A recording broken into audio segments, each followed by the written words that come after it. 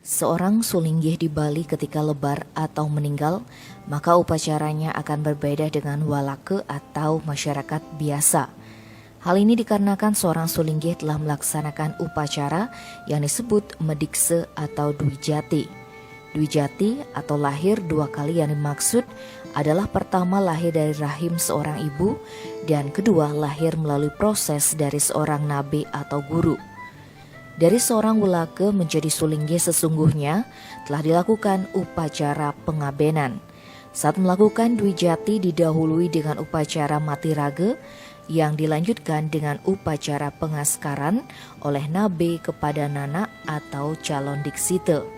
Seorang sulinggih saat lebar tidak dilakukan penguburan tetapi langsung dilakukan upacara pelebuan atau pengabenan.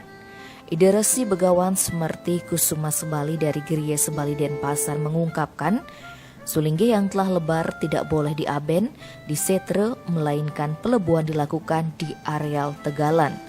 Tegal yang digunakan pun tak boleh sembarangan, melainkan tegal yang telah disucikan melalui mekarya karang suci. Lebih lanjut, Ide Resi Begawan Semerti mengungkapkan, meski telah digunakan sebagai tempat palebuan ide sulinggih, akan tetapi tegalan tersebut bisa kembali difungsikan seperti awal.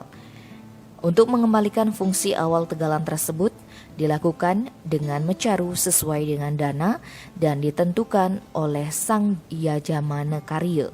Bahkan ada keyakinan bahwa tegalan yang difungsikan sebagai tempat pengabenan sulinggih akan membawa kesuburan di tempat itu sesuai karma baik dari sang sulinggih.